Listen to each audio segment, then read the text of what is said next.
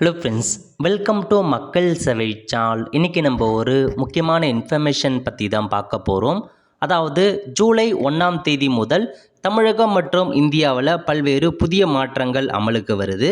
இப்போ என்னமான மாற்றங்கள் அமலுக்கு வருது, அதை பற்றின மொத்த இன்ஃபர்மேஷன் தான் இந்த வீடியோ வந்து பார்க்க போகிறோம்.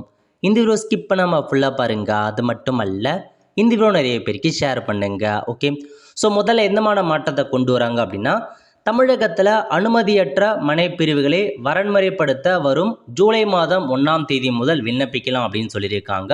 ஸோ அனுமதியற்ற மனைப்பிரிவு வாங்கியிருக்கீங்க அப்படின்னா அதை அப்ரூவல் பண்ணுறதுக்கு ஜூலை 1 முதல் வெப்சைட் இருக்குது. tcp.online.tn.government.in இந்த வெப்சைட் மூலமாக அப்ளை பண்ணிக்கோங்க. ரெண்டாவது வந்து பார்த்தா ஜிபே, ஃபோன்பே பயன்படுத்துகிறீங்க அப்படின்னா உங்களுக்கு ஒரு புதிய அப்டேட்டை கொண்டு வந்திருக்காங்க. அதாவது அனைத்து யூபிஐ ஆப்களும் இனி பண பரிவர்த்தனையின் போது பெறுநரின் அதிகாரப்பூர்வ பேங்க் அக்கௌண்டை பெயரை மட்டுமே காண்பிக்கும். அதாவது முன்பு ஃபோனில் உள்ள யூபிஐ செயலிகளில் பணம் பெறுவோரின் பெயர் அல்லது புனைப்பெயர் போன்றவை தெரியும். ஆனால் இப்போது வந்த புதிய விதிகளின் கீழ் இனி புனைப்பெயர் தெரியாது. இன்று முதல் பணம் மாற்றப்படுவதற்கு முன்பு பணம் பெறும் நபரின் அதிகாரப்பூர்வ வங்கி பதிவு செய்யப்பட்ட பெயரை யூபிஐ சிஸ்டம் தானாக காண்பிக்கும். அதாவது யாருக்காச்சும் நீங்கள் பே பண்ணுறீங்க அப்படின்னா நீங்களே வந்து பார்த்தா யூபிஐயில் நிறையா பேர் வந்து மாற்றி மாற்றி செட் பண்ணியிருப்பீங்க. அந்த மாதிரி இதுக்கப்புறம் காமிக்காது.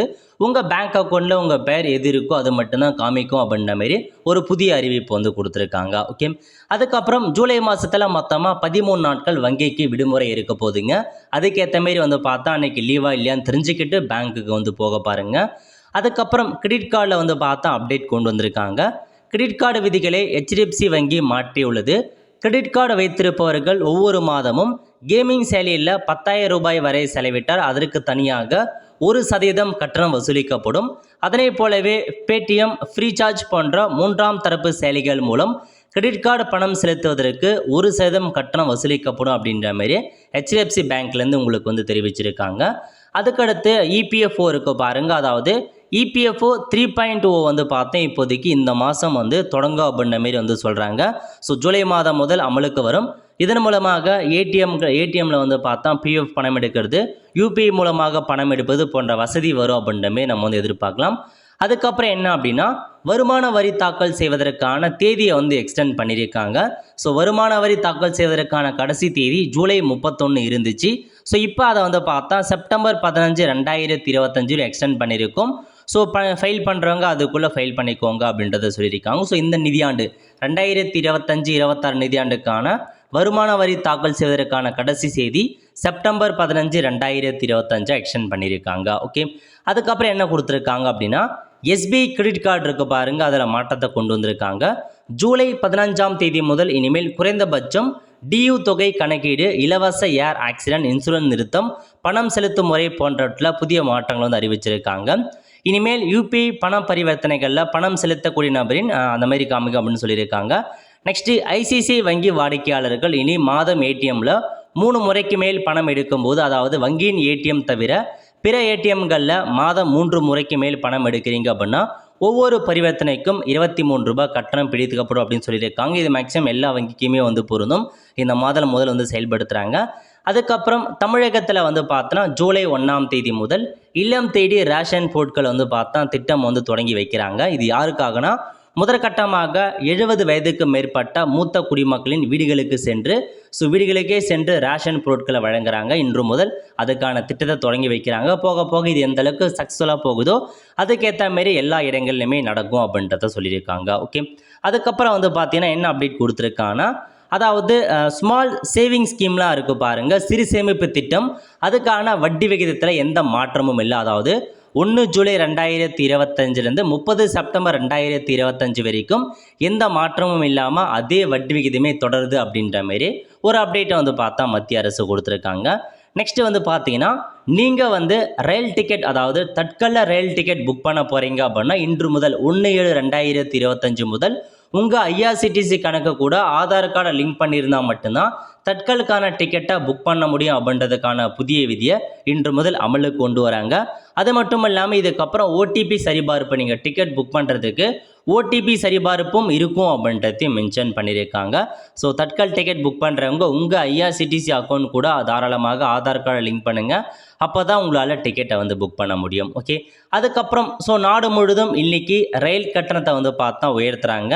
அதாவது ஏசி வகுப்புகளுக்கு கிலோமீட்டருக்கு ரூபாய் 2 பைசாவும் சாதாரண வகுப்புகளுக்கு கிலோமீட்டருக்கு ரூபாய் 1 பைசாவும் உயர்த்தப்பட்டுள்ளது.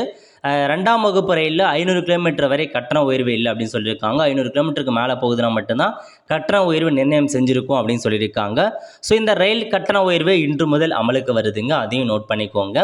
அதுக்கப்புறம் வணிக பயன்பாட்டிற்கான சமையல் எரிவாயு சிலிண்டர் விலையில் வந்து பார்த்தீங்கன்னா 58 ரூபாய் குறைச்சி 1823 வந்து பார்த்தா விற்பனை செய்கிறாங்க. அதாவது கமர்ஷியல் சிலிண்டர் இருக்குது பாருங்கள், அதுக்கான விலை இந்த மாதம் 58 ரூபாய் குறைச்சிருக்காங்க. எவ்ரி மந்த் 1ஆம் தேதி சிலிண்டர் விலையில் மாற்றங்கள் கொண்டு வராங்க. ஒன்று அதிகரிக்கும் அல்லது குறையும்.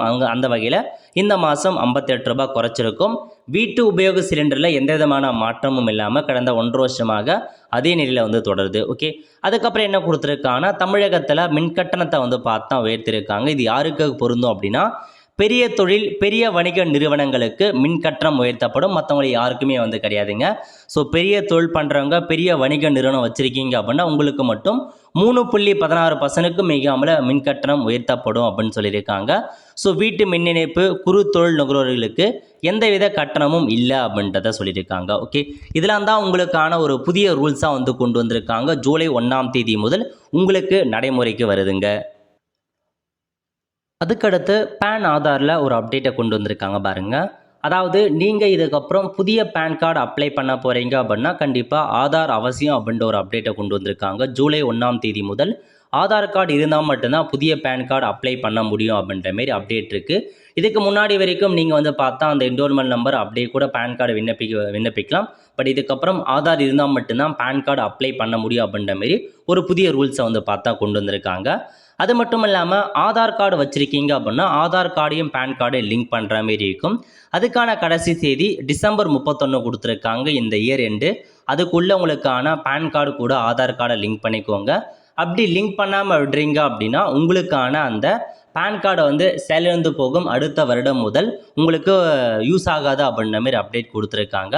ஸோ நீங்கள் வந்து 1000 ரூபாய் வந்து ஃபைன் அமௌண்ட்டை பேமெண்ட் பண்ணி ஆதார் கார்டு கூட உங்களுடைய பேன் கார்டை வந்து லிங்க் பண்ணிக்கோங்க. அப்படி லிங்க் பண்ணாமல் விடுறீங்க அப்படின்னா கண்டிப்பாக ஆதார் கார்டை வந்து டிசபிள் பண்ணிவிடுவோம், இன்னாப்ரேட் பண்ணிவிடுவோம் அப்படின்றதையும் ஒரு அப்டேட்டாக வந்து கொண்டு வந்திருக்காங்க.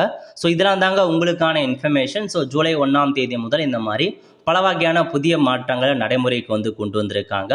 ஸோ வங்கியாக இருக்கட்டும், அதேமாரி வந்து பார்த்தா வங்கியில் வந்து அந்த ஏடிஎம் அமௌண்ட் வந்து பார்த்தா உயர்த்துறாங்க. யூபியில் ஒரு சில மாற்றத்தை கொண்டு வந்திருக்காங்க. இந்த மாதிரி பல வகையான இன்ஃபர்மேஷன் ஜூலை 1ஆம் தேதி முதல் அமலுக்கு வந்திருக்கு. ஸோ இதில் வந்து பார்த்தா எது ஓகே எது ஓகே இல்லை அப்படின்றத மறக்காமல் நீங்கள் கமெண்ட் பாக்ஸில் வந்து தெரிவிங்க. ஹலோ ஃப்ரெண்ட்ஸ், கண்டிப்பாக இந்த பிடிச்ச லைக் பண்ணுங்கள். அது மட்டும் அல்ல இந்த வீடியோ நிறைய பேருக்கு ஷேர் பண்ணுங்கள். அடுத்து ஒரு நல்ல சந்திப்போம். நன்றி, வணக்கம்.